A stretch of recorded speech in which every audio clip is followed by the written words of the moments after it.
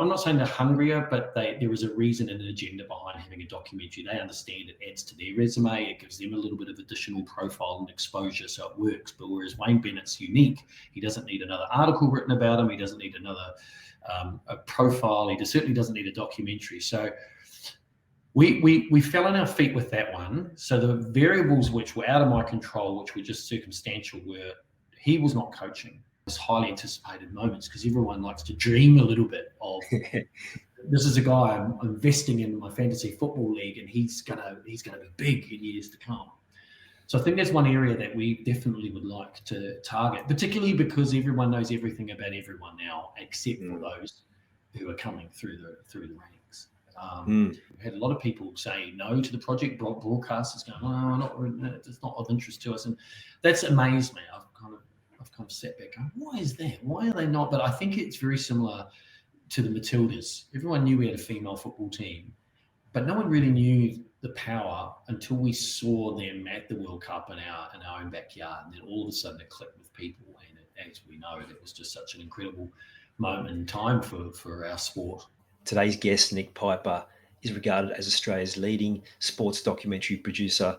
He's an even better bloke. I had the good fortune of meeting him back in the Fox Sports days when he was just getting started on his journey, creating behind-the-scenes documentaries from that cinematic view of elite sporting teams.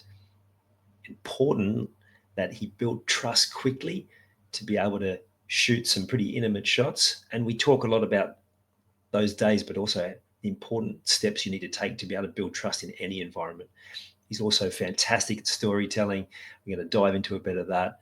But if you're a sports parent, you really want to stick around for when you talk about him as an elite sports parent. He's got elite sporting children, how he's done things differently and how he's got better results by going against the grain, not only for the development of his young athletes, but for them as people and for his and his wife's connection with them.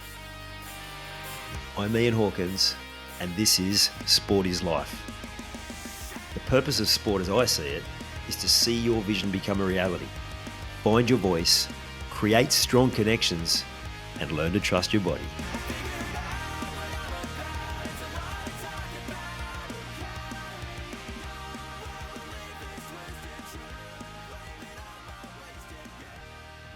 G'day, Nick. How are you, mate? Very good, Ian. Long time. Yes, long time. Too long. How long? Oh, 5 years? Yeah, maybe 5 years. Did I not bump into you and your good wife at Ethelong Beach Hotel or something on the Central Coast? Was it the last time? Yes. Yeah, I was in the spa. That's more than 5 years ago. It would be, wouldn't it? It'd be 10 years ago. Yeah. God. I think I might have been doing bombs in the spa and you might have come and told me off and said, "Excuse me, mate." Oh, I know you. Sounds right. Anyway, enough about us and just catching up for the listeners. So back in, that'd be 20 years ago at Fox Sports, you produced the most unique and highest quality content that we got from external producers. And I remember at the time just being blown away by it. And it's that cinematic view of sport, which interestingly more and more of the broadcasters are actually doing now. So you were definitely ahead of your time in that space, right? I'd like to think so. Overly ambitious, I think. That's where it came from, just wanting to do what North America was doing in their coverage of sports and behind the scenes and taking a bit of a risk, but it paid off, certainly. Absolutely. So some things I didn't know, like I was just having a skim through your bio earlier, and you talked about working in reality TV and game shows and a couple of other things. So how do you, like, growing up, was that TV a medium you always wanted to get into, or was it more just something that fell in your lap? I was always creative. Drawing, I actually, this is one of my claims to fame.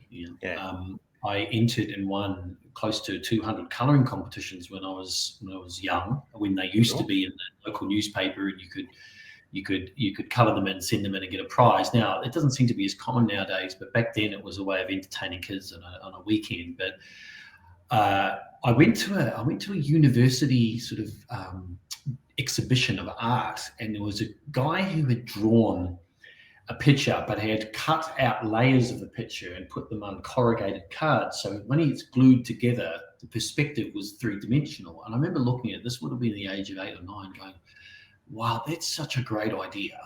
If I was to do that with colouring competitions or school projects, I think that would set me apart from the rest. So I adopted that sort of style of art, entered a whole range of competitions. I can remember winning a 10-speed bike, cash, a little robot, a trip to Tokyo Disneyland. So this is back in the 80s. So these are big ticket items. Yeah. So I'd always been very creative, which somewhat compensated, I think, for my lack of academic prowess. Was just to draw a pretty picture on the front of a project, and the teacher's going to give you a good mark because they'll be impressed at how to work and not the comprehension or the grammar. So going through school, I was always very sporty, played first 15 rugby, but that went hand in hand with art. And I had an unfortunate, I guess, experience with art, and this goes some ways to my being a bit sort of pig-headed about it at the time, but for the most crucial exams of my schooling, which in New Zealand was what was called sixth form cert, we were asked to adopt an artist and to paint or draw in that style for all of that year. And there was something about it that didn't sit well with me. I just felt that in order to find my own style, retrospectively now, that might have been a method, is to adopt another artist to see if there were components of their style that rubbed onto yours. But I refused, and I said to the examination board at the time, I said, I do not believe, the Van Gogh and the Picassos of the world would never have copied anybody's art. They would have done their own, which is ridiculous when you think about it. So I got marked down significantly. I got 40%. In a skill set that everybody I knew, my teachers at school, my fellow students at school, thought I'd be, one of the top in the country for the art, the skill that I had. And that basically, it ended my love affair with art, but the creative juices were still flowing. So that was a leading light, I think, for me in my youth. And I knew that somehow I would always end up creating. But for the years out of school, long story behind that, but I went across to the UK, did the gap year like most Australians and New Zealanders did, and fell into sort of almost teaching, coaching sport, went to university over in the UK and studied a Bachelor of Sports Science, and thought that was the direction I was heading in. But there was a scratch that I just couldn't itch, and that was creativity. And that led to an audition for a TV show, got it, started presenting on camera, which then eventually led to being behind the camera and learning how to create the content that I was part of. Everything in my life leading to the point that we met, which was creating sports documentaries, everything self-taught. Didn't go to school for any of it, fiddled with it. But I unlike someone who's never created before, I think I came to that place with a level of creativity already sort of imprinted on my psyche from very young. And that's kind of been the way that it's worked. And if I don't have that scratch itched, then I do feel very sort of unfulfilled. So I have to be creating. Well, I love that. And I love that you talked about that story from when you were young, creating the different levels. Yeah, that's exactly what, if my mind goes to those documentaries, it was exactly that, levels, and probably levels that most hadn't seen before. That's what really struck me. Like, we'd get content from all over the place, and they were fairly similar. Standards varied, but like your stuff was completely different. I don't know if the listeners haven't, are those early seasons of The Code available free anywhere? They're all on YouTube. They sit in various spaces. And it's great that you should say that, because at the time I don't think we knew if we were doing everything right. So when you get to creating content, you do even back then, and we are talking the first series of The Code was 2011. So we are talking 14 years ago, where sports documentaries weren't really a thing, where the digital content staff of every NRL and AFL, most professional sports clubs now, they didn't exist back then. But what I found was really inspirational was a lot of content that would come out of North America, particularly the NFL, where you had shows like Hard Knocks, and I think HBO had a show called 24/7. It was going behind the scenes, and as anything coming out of America, they're very before its time. And so I remember approaching Fox Sports at the time. It was Soames Treffer was the head of production at the time, or head of sport at the time. And I remember coming in and saying, I've got a really great idea. It's not particularly new, but it hasn't been done in Australia very often, and that is filming a documentary in and around a sports team. In this case, it was the Waratahs. And he, along with your good self and other people in that organisation, identified with the importance of not only appealing to the rugby union fans, but peripheral fans as well. The mums, the daughters, of course, we see now. Of course, the female leagues are in partnership with the male leagues, but back then it was all very male dominated. So what better way to create new followers and a new audience than to produce content that would appeal? And so it became about the people, the personalities, and not necessarily about the process of football, which was always very mechanical. Yeah.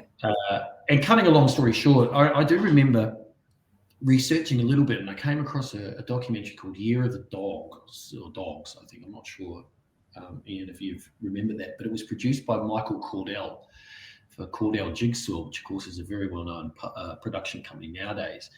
And Michael, I remember reaching out to Michael and saying, look, I've just watched your documentary. It's fantastic. Now, this documentary was, the cameras would go in the changing rooms and there was no blurring out of bits and pieces. And back then, a lot of the teams would shower without clothes on. So it really was it was fairly raw and definitely not a PG sort of rating. And I remember going to him and saying, look, I'd really like to do what you're doing, but any advice you can give me? And he kind of went, there's not a lot of money in it, and the biggest fans of that show will be fans of the team and not necessarily fans of the sport, which is going to marginalize your audience significantly. And it was great advice, because he was right. There wasn't a lot of money in it, but there still isn't a lot of money in it. But nowadays, I think there is an interest in what other teams are doing from other fans, and people love to watch people they don't like. So you put a documentary out there on your worst enemy, and you're going to be watching it because you just want to pick holes in them.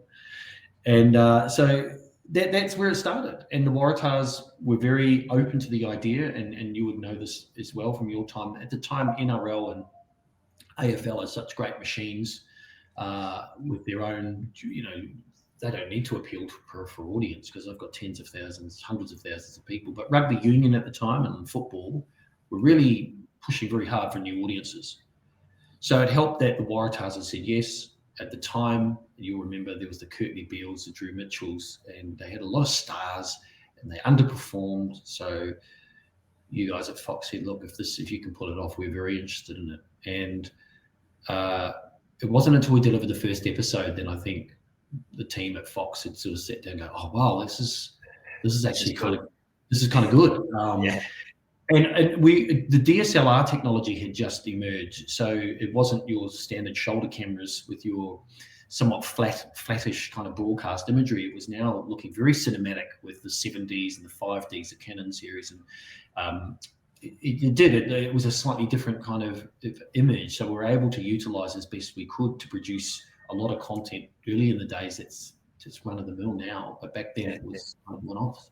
Yeah, absolutely. And you think about what some of those shows now, they've got the Drive to Survive, the F1 version, there's a golf version, there's a tennis version. Like, it's all pretty standard. I know that 24/7 was there, and that was, I guess it was predominantly boxing and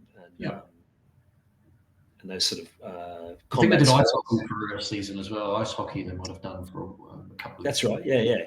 But again, it was only like the series was like four half hours, or not even half hours, more like 20 minutes. Correct. But again, that was just tiny, but people loved it. But I think also, if I look back now at that time, it's like, I think the only problem was that, yes, we supported it, but it wasn't the sort of, again, ahead of its time. I think people weren't quite ready for it because reality TV was dominating at that time. So people were only just getting used to the idea of seeing behind the curtain. And actually, I was going to ask you this. Some of the teams were a bit cagey too, weren't they, about what they wanted to show the world. So you were limited to a certain degree what you could show. Is that fair? Yeah. No, look, that's a good point. So the process with the Waratahs was one that took about 9 months. So they had a player at the time, Adam Fryer, as you probably remember, who was a New South Wales rugby legend, and he also played for the Wallabies. He just a very weird connection. I knew someone who he knew, and we got sitting down at the cafe. I said, "This is really what I want to do." Now, at the time, of course, media managers were used to dealing with press journalists and what have you, not dealing with all of a sudden there's a lens in the house pointing 360 degrees in every which way to record. So a lot of it was a bit of a learning curve for us. But the one thing that I'd always been very mindful of, and this is a lot to do with my sporting experience too, having played sport and having been in and around sport, is that you kind of knew there's a bit of a line there, the white line, and that line you don't often cross unless you're invited, and that's changing rooms, huddles, meetings. And I have heard some really interesting stories of people who have ignored that white line and not respected the sporting kind of space, walked over that white line and then been promptly walked off, the location I know one particular example of a sporting organisation where cameras turned up and they jumped into the huddle of one of these particular professional sports teams, and the coach just stopped them right there and walked them off the field and say, that is just not how you do things. So we were very cognizant of the idea that we may only have one chance to get this right. So this is a terrible analogy, but one that I've always remembered. Somebody said filming a documentary is like being an assassin. You start from 5 or 6 kilometers away with a big long rifle and a really amazing targeting lens. And the better you become, the closer the space becomes. So in the end, your guaranteed hit, I guess, is face to face with your target. And I kind of went, well, that's about right. Let's do that. Let's start from afar with long lenses. Let's not even get in the eye line. A lot of these people, and then eventually, once they get used to us, we can gradually make our way closer and closer. But we still had a lot of resistance. Chris Webb was the team manager of the Waratahs, and every single day I entered that building, I had to sit with them and explain what I wanted to do. So it wasn't a free rein, it wasn't an open door policy. But after about 3 months, then he realised and trusted the fact that this is not a threat. This is a promotional tool for us. The Waratahs funded it internally. Then it became a real fluid, uninterrupted, unobscured process. But there were still moments. I mean, Michael Foley, who was the assistant coach at the time, he was, he made it very clear, and as he is absolutely entitled to, he said, I just don't want any microphone on me, and I don't want to be seen or at least heard on this. It eventually changed. He did allow the microphone on him at various times, but every sports organisation has a person like that. Yeah. And in the end, the Waratahs didn't have the best season. They still qualified for the final, and we ended up producing 8 half hours that were very, very well received. I think it was a cumulative audience of 1.3, 1.4 million. Which in pay television at the time was significant. Oh, yeah, absolutely. But the interesting part, and this is going back to your question, the interesting part is once we'd completed it, there were a lot of inquiries from other sports organisations. I remember Geelong getting in touch and North Melbourne getting in touch and saying, look, how does this work? We would love something like this. But it begins and ends with your coach. And also, too, of course, the CEO. If they're not on board and you don't get all of those yeses, then it's very hard to even get a camera anywhere near. Actually, it just reminds me, weren't you on the cusp of getting someone even higher profile? Was it a national team or something? Oh, look, something fell over because of a coach. I just remember we were getting really excited because you had someone lined up, but it fell through because the people. Yeah, look, we came quite close with the Wallabies at the time. That's what it was. It would have been that, and I think it might have been the Lions tour that they were coming over, and the idea was to film with the Wallabies and to turn it around. But this is, as I speak to you now, Ian, we've done 35 series now, not 35 episodes, 35 series, close to 145 hours of sports documentaries. At the end of the day, you need to have an organisation that is willing to have their story told. And it doesn't have to be a story of success. It can be any story that's compelling enough. The week in, week out of an A-League team, for example, is not as appealing as following, as we did last year. We followed the Mariners, but the Mariners story was really about the taking over of the club by a gentleman called Rich Peel, who is the owner of Anytime Fitness in Australia, and he tried to remodel the club in and around reducing the need to pay money for marquee players to get crowds in, and more about developing the local talent, therefore winning games, selling those players overseas, and therefore the business model becomes a little bit more robust. That's a great story. Watching the Brisbane Raw play week in, week out, win, lose, train, rehab, etc., is a great chronological spine, but that's not a story. You need something else. Yep. So a lot of the series that we've done have had the story at its forefront, and that gives also a buy-in too. If the club go, oh, okay, that's an interesting take on what our club's about. We're only too willing to get there and support it. That's where longevity is just being able to find a different way to cook the goose, as one would say. Yeah. When you were talking about that analogy of the sniper, I guess what that essentially is building trust. Correct. Being able to. So you said that took about 3 months initially. What did you learn about building trust to help you speed up that process? I mean, you just recently did the Dolphins too in the NRL, and you've got the big man Wayne Bennett there, who's notoriously quiet, shall we say? So you couldn't have done that at the start, but fast forward 15 years later, it's not about building trust in those environments. Yeah, no, look, that's a fantastic question, and the answer is one that I've only been able to come to through the level of experience of doing what I do, and there's several reasons behind that. So for your audience members who don't know, Wayne Bennett's probably the most famous coach in Australian sport, or one of them. And we've worked with 35 teams, therefore 35 different head coaches, and all of them have their quirks and have their idiosyncrasies. The majority of them have not had the profile of Bennett, therefore I'm not saying they're hungrier, but there is a reason and an agenda behind having a documentary. They understand it adds to their resume. It gives them a little bit of additional profile and exposure, so it works. But whereas Wayne Bennett's unique, he doesn't need another article written about him. He doesn't need another a profile. He certainly doesn't need a documentary. So we fell on our feet with that one. So the variables which were out of my control, which were just circumstantial, were he was not coaching for that year. So he had just finished with the Rabbitohs and he had a year off, and the Dolphins said, we'll lock you into this, but over the next 12 months, we're building a club. So he was less involved in the day-to-day runnings of a football team. So he had a little bit more spare time. Because the Dolphins were a new entity, he obviously understood the need to get the word out, the need to promote the club as much as possible, to recruit as many people. Therefore, a documentary series in and around that was helped him as well. Yep. So those things I couldn't control. That were just things I fell on my feet. They were lucky. The fact that the club's 25 minutes away from my home is also a bit of luck. And that does help. And the fact that Terry Reader, the CEO there, was very, very open, very ambitious, but at the same time understood the value of a story being told.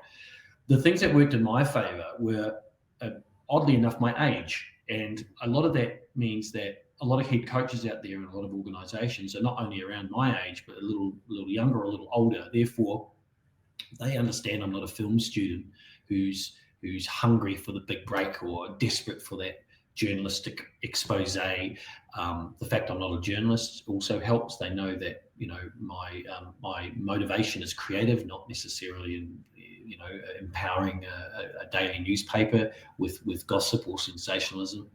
Yeah. Age is the first thing. The second thing is, and this is unfortunately a very poor business model, is that it can never look like there's a whole gang or crew of people behind the documentary, because you don't want a cameraman or woman or a director coming in and being a face that they don't know.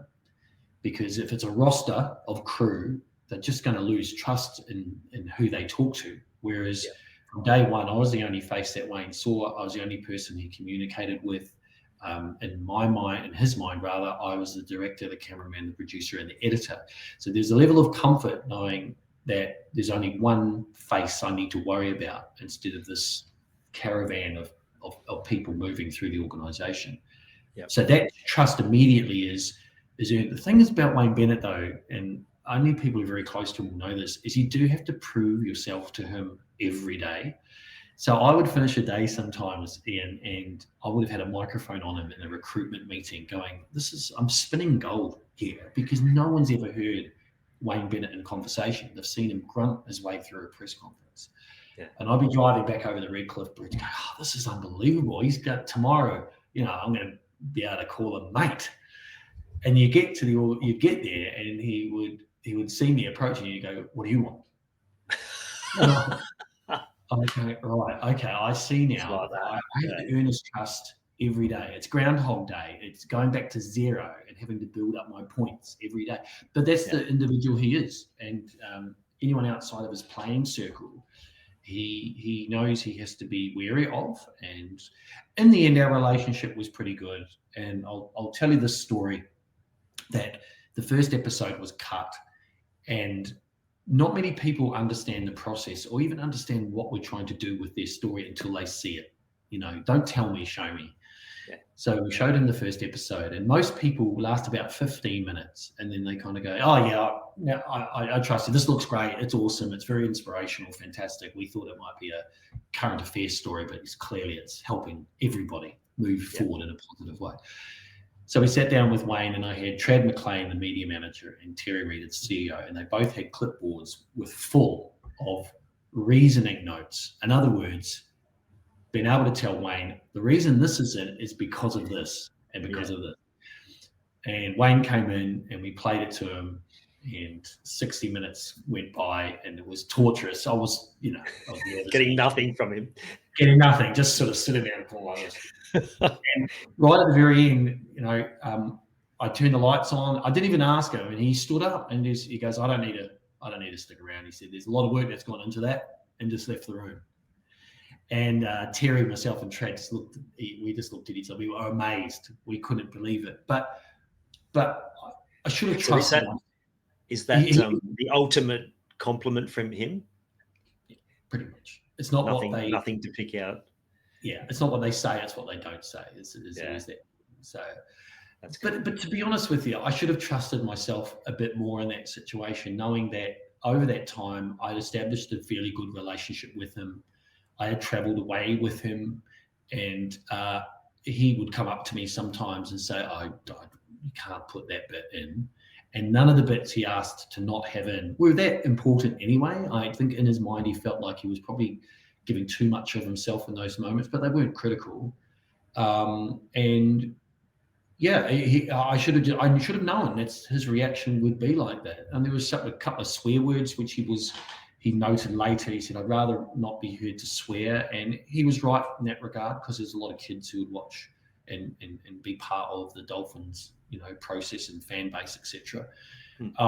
And that was my Everest, I think. I mean, it wasn't nominated for a Logie, which was a very big surprise to everybody involved, because it did very well on Stan, the first series. It wasn't nominated for a Logie, which I thought would be the big ticket item for me, but it wasn't really. It was the acceptance of Wayne that the series was what it was, and it wasn't a football story. It was a story of him and the team and this new organisation. And the ultimate compliment came, I think, on the next morning after it had aired. He came over to me in training and he kind of tapped me on the back, and he kind of went, I haven't watched it, he said. But he said, because he obviously had watched that first episode, but he hadn't watched the second or third. Yeah. And he said, I haven't watched all of it, but he said, a lot of my friends have said it's really good. And again, that was a sideways way of saying, I think you've done an okay job. But I don't think many people, I shouldn't say me necessarily, I don't think many production companies would have been able to do that with him. And I had Danica Mason, the Channel 9 commentator, saying that she watched it and was just jaw on the floor kind of stuff, because even in her level of experience, she'd never heard Wayne talk like that. And in some meetings, he was being rejected by some players. Some players were rejecting the idea of going to the Dolphins. So he put himself out there, to his credit, to be very vulnerable and to look vulnerable, but also to look very human. And I think that's what he wanted. I think he wanted people to understand that he's just a normal guy who's making a living in this rather treacherous world of rugby league or professional sport. And he never has it his own way. But there's something very magical about him, which we were very lucky. That was my Everest, Ian. That was my Everest, getting acceptance from him and going out there and telling that story. Fantastic. You go back to the question around trust. You said it's important that it's just you, but what are some of those things that you're actually able to implement to make sure that you, being that one person, did get accepted? You talked about it being a slow process of being, at a distance and then sort of slowly coming in, metaphorically. But what was that like in terms of, because I imagine people listening are going to have different experiences where they're faced with, well, how do I quickly build trust? Now, you've done this, like you said, 30 odd times. Yes. What are some of the strategies that you would use to be able to, Well, just don't go into the room without a conversation point. I often find that a lot of younger technicians won't have done a lot of due diligence and won't have done enough research. As a director, you don't have to know everything you need to know about a story or a person, because ultimately that's what you're there to do. You're there to tell a story, and it sometimes helps if you've got a blank canvas. But I often found with Wayne and a lot of other coaches, and I include Tim Walsh, the coach of the women's sevens team that won gold in Rio, a gentleman by the name of John Mallett, who was an outstanding coach of a high school rugby over in the UK, Ewan McKenzie in the Queensland Reds, Chris Hickey at the Waratahs, Graham Arnold, of course, the Socceroos coach, who was a coach of the Central Coast Mariners when we were there. I think I found a way to converse with them that wasn't necessarily about the sport or the process of documentary making. And people, at the end of the day, they don't mind conversation as long as they don't feel like they're being interrogated. So it's often a case of going into the room with a knowledge of what that person's interests would be, whether or not their discussion point for the day would be something they'd be interested in. Having kids, again, that doesn't mean you have to have children in order to be able to build trust with someone. But when a dad is talking with another dad, you've got a level of conversation there that they're going to be able to relate to fairly quickly, particularly when it comes to teenagers. So I think that was the first mechanism, but also reading the room. I found, and these are very specific to filmmaking, I always found you learn to become invisible in the process of making a documentary, which means adopting an underhand camera grip. So a lot of cameras will sit on the shoulder. Shoulder, of course, is at eye level, which means if you're in the room and you're standing up, everyone can see you. Whereas if you're using an underhand grip and you're crouched, bent, or often in my case, I was kneeling sometimes on the floor behind tables, behind rubbish bins, behind pot plants, then you're not in the line of sight. So that's not much a trust application, but it's more a case of, well, I'm going about my job without them being distracted by me going about my job. Yeah. That was definitely it. But in terms of building trust, it's just also your demeanor. It's also not feeling like it's difficult to be in the presence of that person. And age plays a large role in that, I think. When it's not age so much, but experience. And also knowing what the role of that person is. So I'll give you a good example. Yesterday, we had a shoot with Tom Gilbert, the Dolphins captain, and he was at an office space with a partner of the Dolphins, a commercial partner of the Dolphins. Now, I know that Tom's on his day off. So I know that if I bring in a lot of gear, it takes a lot of time to set up. It takes a lot of time to de-rig and wrap. And I also knew exactly what I wanted out of it. It was 4 or 5, so this is preparedness, I guess, 4 or 5 shots. One interview question, which I didn't need to see him, so I didn't need to light him or sit him down in the seat. So all of that could be accomplished in about half an hour. So he enjoys that experience with me because he knows it's not dragging on for hours and hours. I get what I want, he gets what he wants on his off day, and he's back at home with his newborn baby at lunchtime.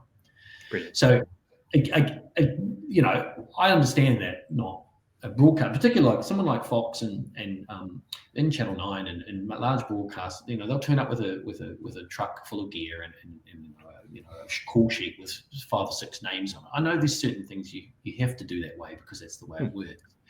But it becomes less likely that person is going to have that same trust because it's a chore as much as it is just an opportunity to complement what I'm trying to do with what they want out of it, which is a little bit of extra publicity and a little bit of extra exposure. Yeah. So that's what I found in my experience. Probably keeps the cost down too for your benefit when you're saying some of those things don't necessarily have the same budget, which is important. So planning and preparation, do your due diligence, build that personal connection, have the right demeanor, and blending in, almost like camouflaging yourself. Correct. And you can apply that to any area of your life. So that's great info there, Nick. You talked about personal connection, and it sounds like you're a lot of people at that level, like all the conversations that they're having is constantly about their team, the performance, all those different things. They probably were so appreciative of just having a conversation with someone about their life and them, because as much as people want to say, it's not about me, it's everyone's favorite conversation themselves, and everyone wants to be heard. Everyone wants their story heard. So that's, I think that to me, that's what I've always loved about your stuff. It's storytelling. So how do you, I know you said it's trial and error, but you go from the art and the creativity to then storytelling. Where do you pick up those skills to be able to tell that story in a way that's compelling enough, and also differentiation from everything else that was getting done at the time? But how did you develop that ability? Well, I think I remember hearing a bit of advice from, at the time, he might have been the director of production, or at least one of the EPs at the Lifestyle Channel. And I remember he told me he would get resumes and show reels from so many people straight out of NIDA and WAPA over in Western Australia, the dramatic art, performing arts colleges. He said to get tons and tons of them, and he would often sit and watch them, and sometimes he would have phone conversations or interviews with them. He said, the majority of the time, I'd often say to these people, come back when you've lived a life. In other words, go out there and kind of find out what the world's about, which is a natural process for anybody anyway growing up, and come back when you kind of have a bank of information that will give everything some credibility. And he made a good point. He said, if I've got a presenter walking along the Waikiki in Hawaii going, this is the most incredible beach I've ever been on, and he or she is 21 years of age, I can guarantee that they haven't been on that many beaches around the world to be able to qualify that comment. Yeah. And I think a lot of that is really important. When you've dealt with a lot of different personalities, you can identify very quickly what their story may be. So referring to this current season of the Dolphins documentary we're doing at this present point in time, if I was to ask any journalist the 5 highest profile members of the Dolphins roster, they would be able to name those just in terms of how many tries they've scored, how popular they are in the fans' eyes, etc. But those 5 people might have very similar stories. So often you will look at life, or at least look at a sports team or a subject for a documentary, in terms of how many people here start and end point is different. So not everyone starts as a schoolboy or schoolgirl star in sports, and then they go to the academies, and then they get drafted into whatever profession or sports organization they want to. And most of them will have high profiles, and then they have, van loads of free gear, free food, free supplements delivered to them because they're high profile, and they go on and life's easy. Those stories are great, but those stories are very similar. So you'll go into an environment like that, and from my experience, you just look to see whose start point is different. And for example, this season we're following Herbie Farnworth. So Herbie Farnworth, for those of you who don't know, is English-born rugby league player. Didn't come from much, but had an uncle who taught him from scratch how to compete in sport better than anybody else. And Herbie's got a lot of physical attributes that are very enviable, but a lot of them have been built from scratch. He wasn't born with a lot of them.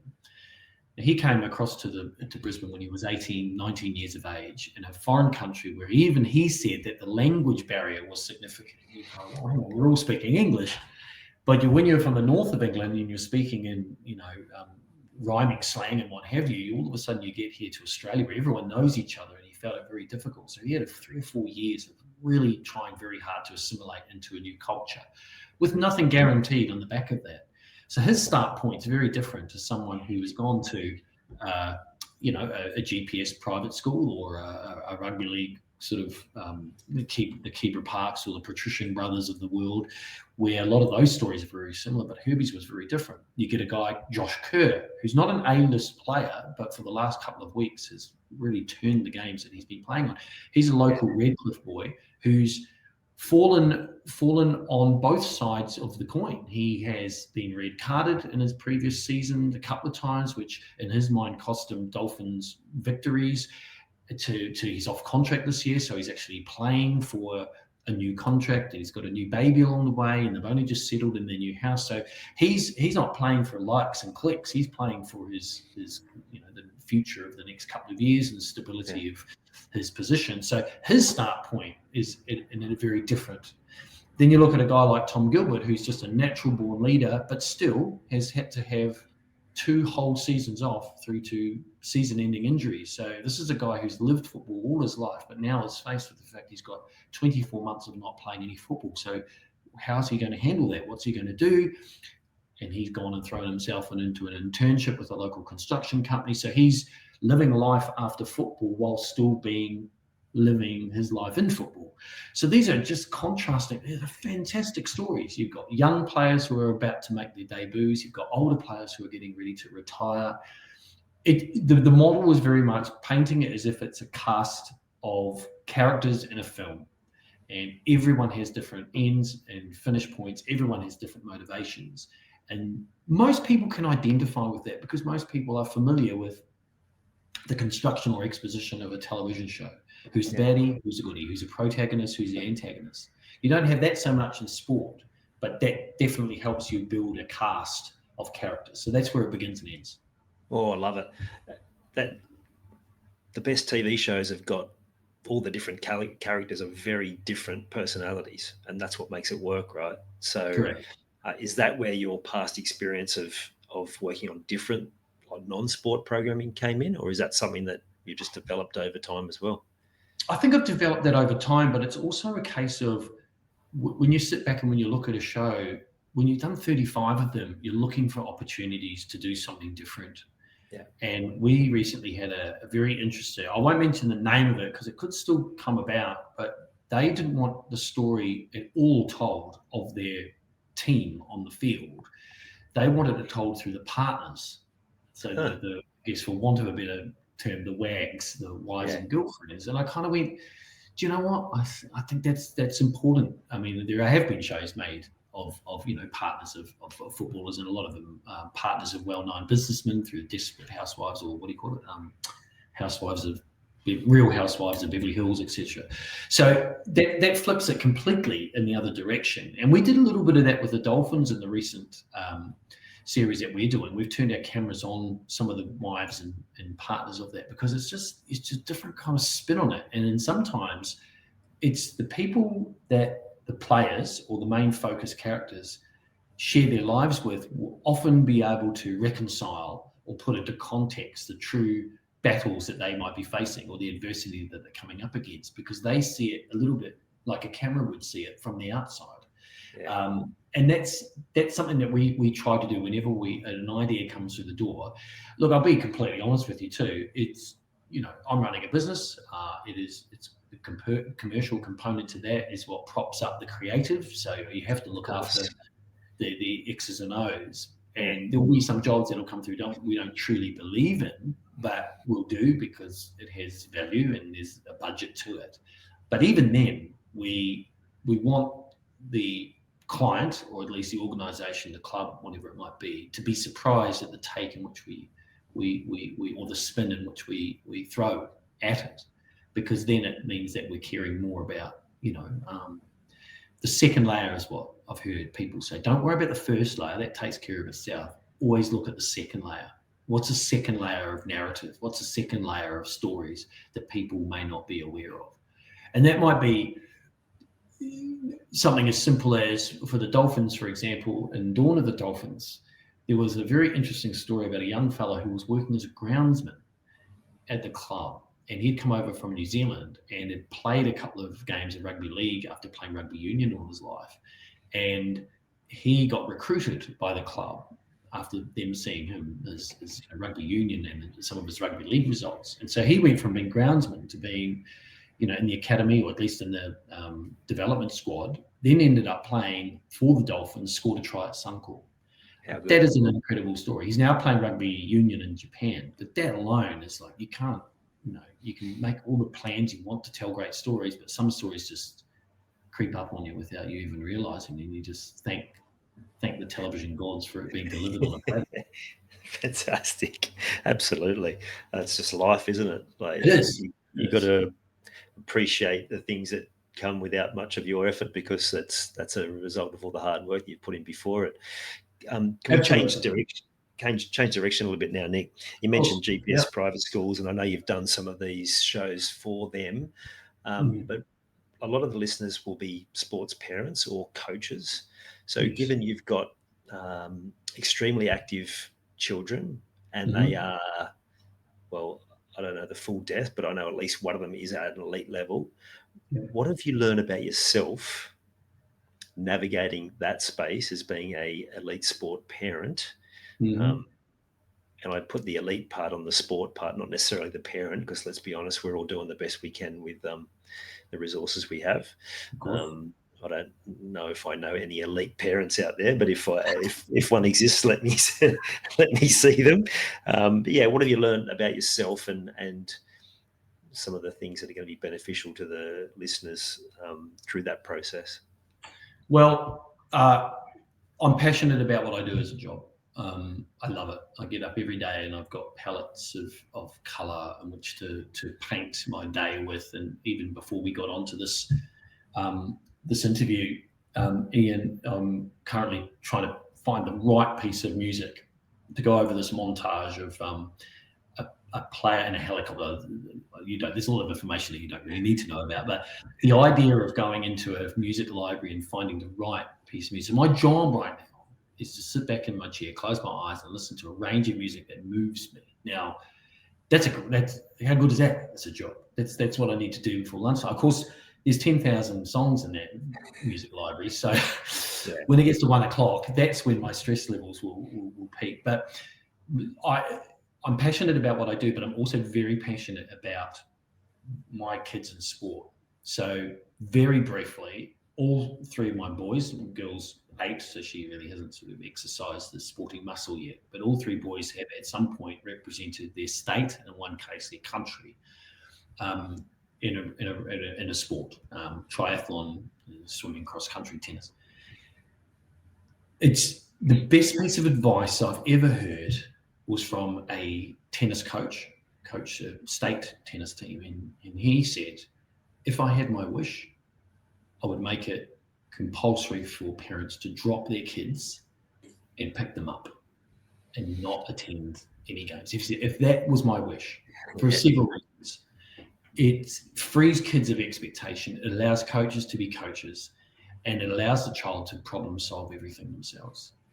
And we've been very lucky. We've been very supportive communities in and around our kids' sport, but we are currently having a few challenges in one particular sport of one of my children where the parents are too heavy-handed, and it is a battle that a parent will never win unless they just free themselves of any responsibility and put it in the hands of the school or the club, because coaches now have nowhere to hide. It's as transparent as it has ever been. There's data now to support a lot of the selections, a lot of choices that coaches will make. And that's not to say that there are mistakes made, and sometimes schools get it wrong and clubs get it wrong, but not to the point where I think you've ever had anyone fail to reach an elite level or fail to reach their potential because of a couple of those mistakes. Most of the failures come from parents being too heavy-handed and being too involved with their own kids and not being able to be objective in and around, what they do. And we've noticed something which is creeping into a lot of sport that our kids are involved in, and that is the level of spend is far higher than it always used to be. You've got kids in triathlon riding around on $15,000 bikes. You've got $300 or $400 pairs of shoes that have been, even for your middle of the road athletes, are now on the latest gear. And if parents are spending that amount of money and going to national competitions in Western Australia and Tasmania and what have you, there's a lot of spend there that parents in their mind feel they need to justify with results, and kids are just not ever able just to sort of problem solve a lot of that themselves. The resilience levels of a lot of kids are quite poor because they've been told it's somebody else's fault and not theirs. Anyway, this is a deep hole that both of us can go in. This is good, because this is like what a lot of these parents are going to face. Exactly what you're describing then, it happens at community level too. Yeah, of course it does. Of course it does, because it means a lot to us, and we're in a country where we love our sport. And I will give a personal example here, and that is of my 13-year-old son, who's very, very talented tennis player, extremely talented tennis player. But at this point in time, he finds it very difficult to handle the pressure of a tournament. So we've done something that is being advised not to do, and that's just remove him from tournaments. Because he is 13, he hasn't grown into his body yet. He hasn't got testosterone flowing through his veins, which will change his chemical and makeup of his body, but also psychologically how he approaches things. And we're okay with that, because by the time he's 14 or 15, he could probably then reconcile, if a ball goes out and he's hit it too long, that's just a mistake and he moves on to the next point. Whereas right now, we've seen him capitulate completely in games because he's still holding on to a point that was played and missed, or he's failed to hit in for 20 minutes previous. So we've just said, by pulling him out of tournaments, we don't believe that's going to affect his sporting future, if indeed he has one in the sport. We'll be fine with that. He has a good time with it. He keeps doing it. And then by the age of 16, he can make those choices for himself. But unfortunately, we're fairly Luddite in our approach. We just see kids doing 21 hours of tennis every week and traveling all over the country to do tournaments at the ages of 10, 11, 12. And that's their choice. And some kids out there just love it. They just, get that great experience. But I think the majority of people out there will find their kids' progress is somewhat hampered by the expectations that parents have. And do we really need to be pulling out the numbers of, these are the kids that will make it eventually at a professional level in tennis or swimming, or, even those sports don't have enough money in them just to keep a national champion above water. But we've had that approach, and I think we've been fairly successful, that our kids are very level-headed and still enjoy the sport that they do. But if they really are that determined and they want to excel at a high level, it's usually the kid that should be driving that. If they get to the age of 16 or 17, they don't want to do it anymore. That's usually because they've been pushed outside of their own expectations and their own drive. 100%. And that's unfortunately what I'm seeing time and again, all these extremely gifted athletes. I worked with a young fella 2 years ago, and he's just about the most talented footballer, soccer player at that age that I've seen. Well, he's just playing park football now, and he's got a whole lot of other challenges that he's had to go through, which ultimately that far more important, and that's what his parents saw. Is like, we got to make sure he's okay. But that's what the system in so many of these sports does, and there's the competition that you describe, all the different parents, and I think people get a bit caught up in that. They feel like they're being judged as a parent. Correct. It gives us an awful lot of joy to just drop our kids off at sport. And for example, child 2 went down to the rowing national championships in Tasmania without us there. And we made a very, very quick decision to say to him, we've traveled around before with you. This is your time. You can problem solve everything down there by yourself. and do it without us being there. I mean, that saved us, $4,000 or $5,000 just of travel and holidaying to make the trip worthwhile, etc. But we were happy and somewhat proud of the fact that we were probably the only parents in that group who just said, "You're fine. You'll be okay." Now, that's not to demean parents that follow their kids all around the place and what have you. But I think empowering them very early on to, do the usual thing, pack their own lunch and pack their own bags and know when to stop and to hydrate and to work through a game without, parents' faces pressed up against the fence and shouting and screaming. I think and I particularly with tenors, I hear some really awesome stories of the likes of Ash Barty sort of parents and the Williams sisters and what have you, where those kids are often just dropped at tournaments and picked up at the end of the day without the parents sort of sitting there videoing and analysing data and all that sort of stuff. And because that's ultimately, how many parents now are in control of their kids' careers when they do make it into the professional level? Hardly any of them. It's agents and managers and coaches and dietitians and trainers, etc. So I think, the earlier you can get the kids to take account for themselves and you'll know, because the child will turn around and go, and both of our oldest boys knew that when they got to swimming. They just turn around and say, "We just don't want to do this anymore because we're sick and tired of the black line, following the black line." And we said, "Not a problem. It's all good. It took you some great places, taught you some great lessons. The reason why you're great triathletes is because you knew how to swim that first leg and swim well, but it served its purpose. Onward. Move on to the next thing." Yeah, how good. And if more parents could take on that attitude, we'd be all the better.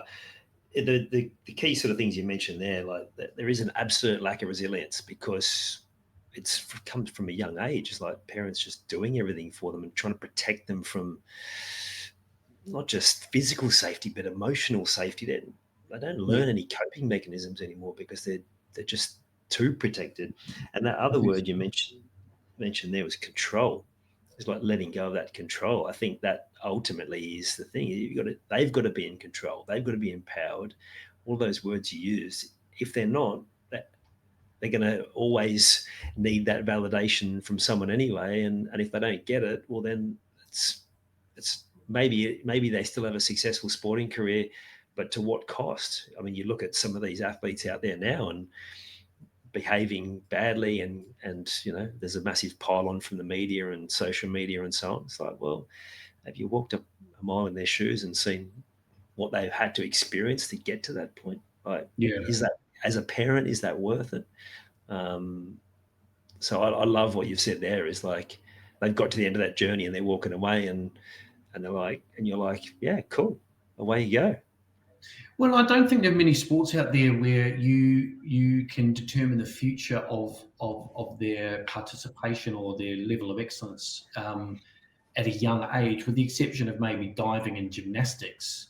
And we've all heard the horror stories, particularly around gymnastics, and how kids have sort of been pushed beyond their own physical and mental limits. But I often feel like it would be great if the mentality was in and around allowing kids to diversify in as many sports as possible until they reach an age of 15 or 16, when then they get to choose. Because the growth, I mean, you look at any child, taking a photo of that child at 12, take a photo of that child at 16, they're completely different creatures. And to the point where limb length and body fat composition and BMI and even height and weight, particularly for boys, you might be dealing with someone who looks like a scrum half at the age of 12, but then as a second row or front rower at the age of 16. So it's kind of like, well, you're trying to squeeze something into a space that doesn't fit. But once they get to 15 and 16, they will definitely know where their strengths lie. But decisions are made so young nowadays, and every sport wants their pound of flesh.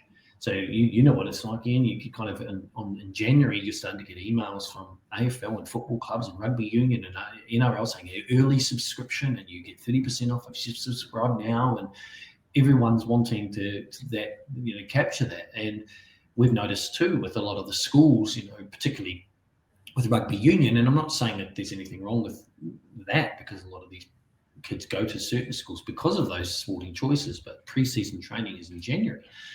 For a season that might not get underway until April and is into full swing until sort of June, July. So a lot of those kids then don't have that experience of being able to play cricket or tennis or cross-country running because they're too busy preparing for a rugby season. And that's not to say that a good balanced rugby union player needs to be diversifying in sports, but just for the social aspect. And I guess too, the body needs to be able to do different things, move laterally, move front and back, be on grass, be on hard surfaces. You're only going to get that if you are, playing a range of different sports. So our methodology with our kids is that you must play a team sport in the year, and there's absolutely zero need to be pre-season training for that sport. So our kids will often play, two of them will have played rugby union, some of them are playing, one of them is playing volleyball, one of them is playing basketball. And we say to them, don't do any pre-season training for those sports. Enjoy the sport you're currently in. And then when that basketball season starts, turn up, have fun. We'll come to some games if you want us to. It's fine if you're in the D team or the E team, but just have a laugh, have fun. You don't have to be excellent in every sport you try. And that's what they've done. And that was a really important part of the ingredient. And particularly with football, having been around the football space too, football being soccer, the costs are exorbitant. People sign on and keep their kids in soccer, and they've got pre-season and there's tournaments and the post-season, all that sort of stuff. And I think it's just that cycle of not being able to have a break, not being able to appreciate the time in between those sports that sometimes will just lessen the enjoyment factor for kids. 100%. It's 11 months of the year, and that's what happened to our young fella. He just got burnt out by it. Yeah. So you do the pre-season, which starts like November, and then the season finishes in September. You get October off, and then away you go. Burns the parents out, mind you, too. Yeah, and the cost and all of those different things. No, that's not to say that if a child loves a sport, they can't play it all the time. But in that structured environment, which, from my experience, a lot of them aren't doing it that well anyway, the result's going to be the same. Again, there might be some kids that make it through and they excel, and some of them will be really well-grounded people. Yeah. But the reality is that your child becoming an elite at whatever level you think they will, that international level, it's just not going to happen. Like it's a statistically, the chances are so ridiculously slim, right?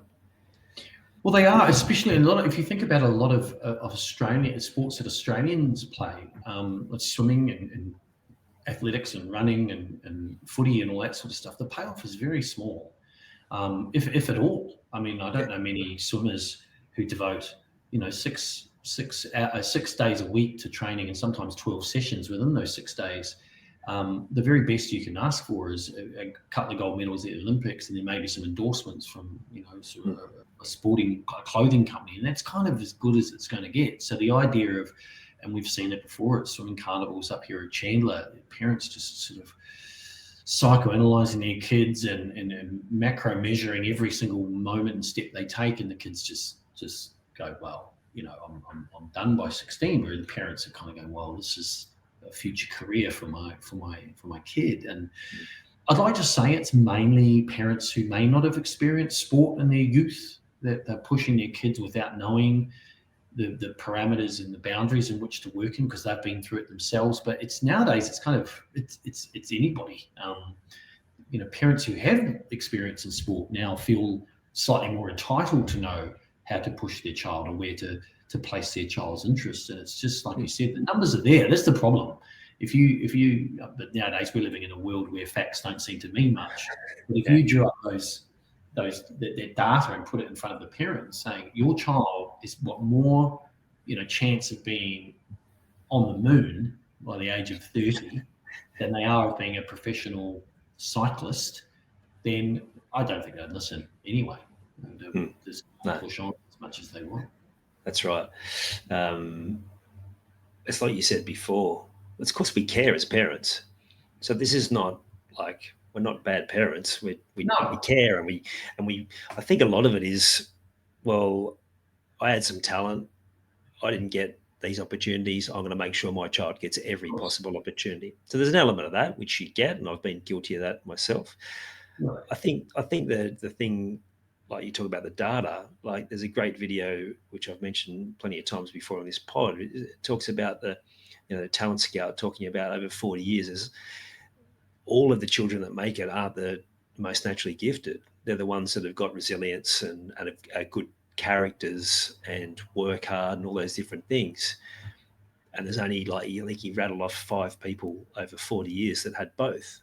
Yeah. And he said George Gregan, Michael Phelps. So we're talking the elite of the elite, right?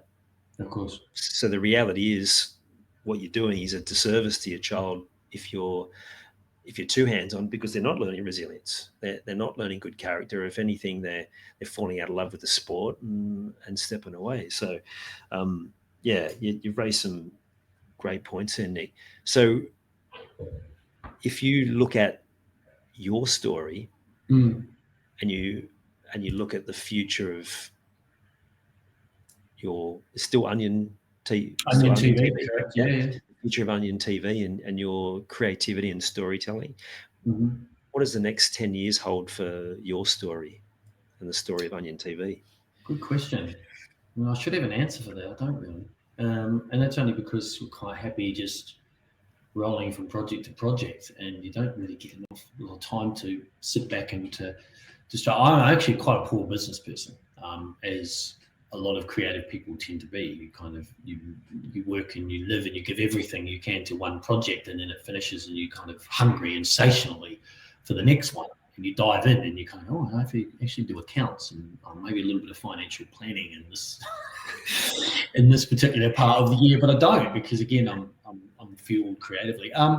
Look, I think it's an interesting point you make, because the sports documentary field has now gone past that level of everyone's making them, to people are now understanding that it's really, really difficult to make them, and every sport under the sun has now been exposed to some level of scrutiny via the documentary format.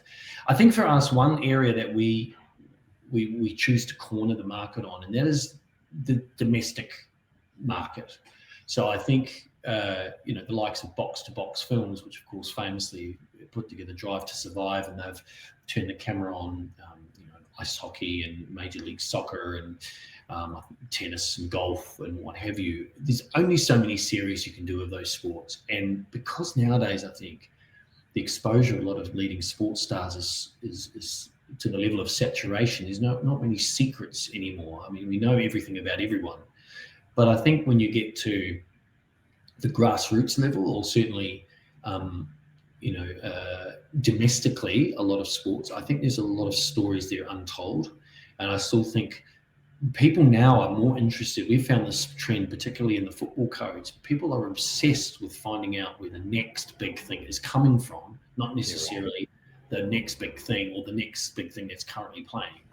So it's interesting. This is full circle too, Ian, to when we developed the code that was all about the professional sports teams, but that shortly followed behind that the concept we put together called The Season, which is still our most popular series by some level.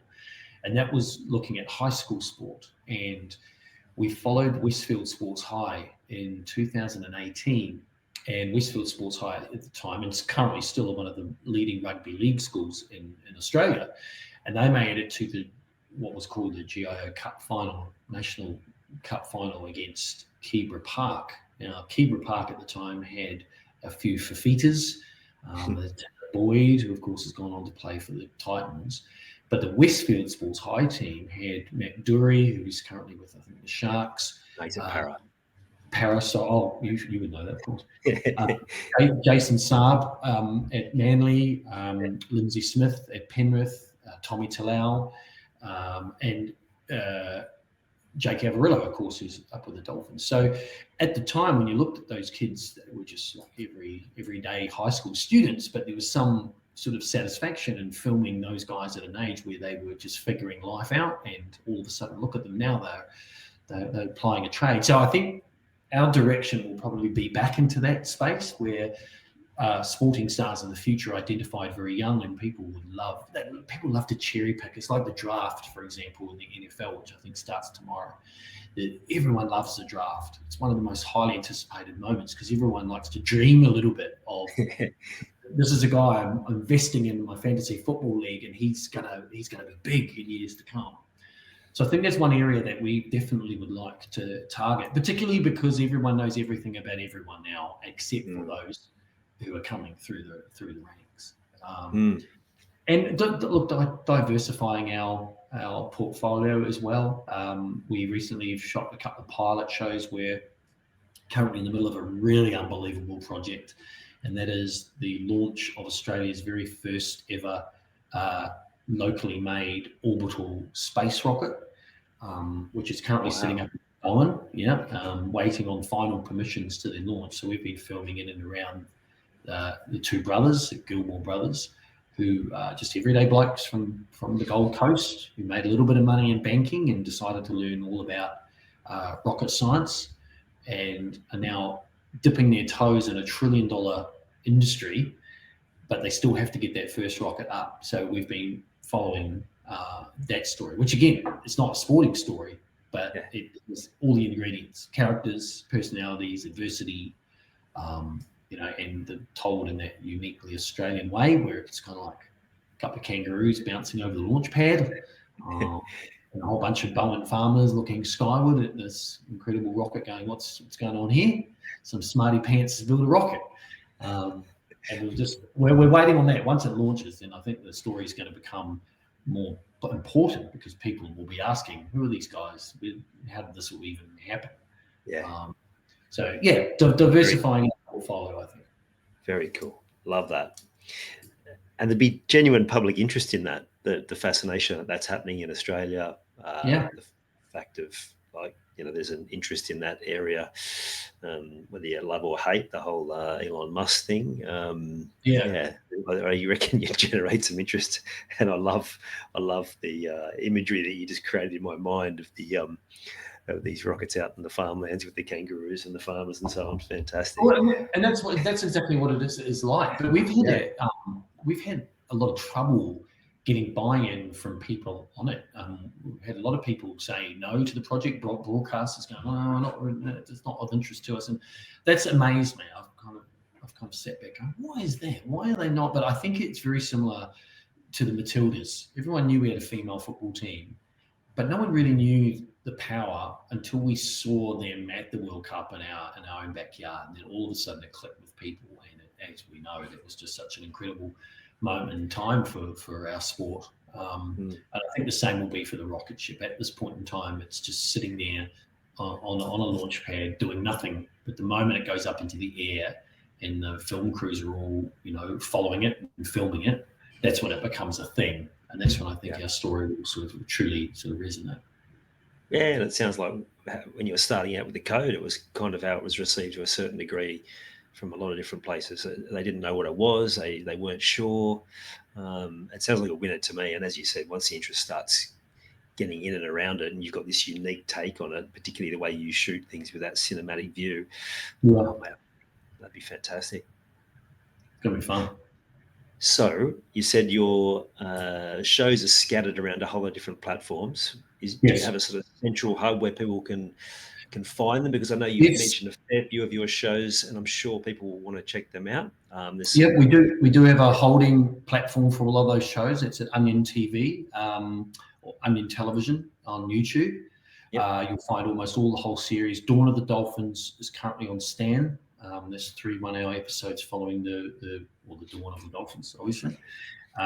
We also have a Paramount Plus original documentary, which is currently on Paramount Plus. It's called The Greatest Little Club on Earth, which followed the Central Coast Mariners through 2 years, where they won 2 championships. Again, an incredible experience. Rise of the Dolphins is currently on 9 Now, and the second episode will be due to air on the 5th of May on Channel 9. But you can certainly indulge in all of those earlier sporting series from way back when you and I were doing business together, Ian, on Onion TV, Onion Television, YouTube. The series on Westfields that we discussed is currently on NRL.com. Most of these have had a life on broadcast platforms, but now a lot of those agreements have expired. Then we just put them up for everybody to see on the YouTube platform mainly. Yeah, awesome. We'll make sure we get those links in the show notes as well, so people can check them out. Well, if you're a sports fan, well worth a look, because there's some, if you think back where we were 15 years ago in the sporting landscape, they definitely were ahead of their time, but they stand up against anything out there at the moment. And I'll continue to be one of your biggest supporters, Nick, because I absolutely appreciate that. Appreciate that, Ian. All good. Thanks for coming on, mate. No worries. Pleasure. Cheers. If you are a sports television fan, you love behind the scenes documentaries, I highly recommend going and checking out all of Nick's back catalogue. Some newer stuff now with the Dolphins, which you'll love. I'm looking forward to seeing more of that work he's done with the Wayne Bennett sides, given Wayne's reputation in the media, shall we say. Some great lessons there too today, and the lessons to add to your game plan, particularly around building trust, making sure you connect at a personal level. There's some things there that I think were really unique to Nick, but they apply to you as well. Doing your due diligence, finding out about the person and getting that connection with them beyond what it is that you're doing, whatever role you're taking on. That's where you're going to build trust quickly. And there was also some great knowledge there around, as a sports parent, how you take that weight of expectation off, remove the pressure, and how that helps them to be better as athletes, but also tees them up for success later in life as well. The link to Nick's YouTube page is in the show notes. Jump on and have a look. I guarantee you'll enjoy some of that content on there. And I'll see you on the next episode. You've taken the time to listen to this whole episode. Now it's time to take action. Commit to one thing you've learned today and make it happen. And to avoid any obstructions, join the Sport is Life movement by clicking on the link in the show notes.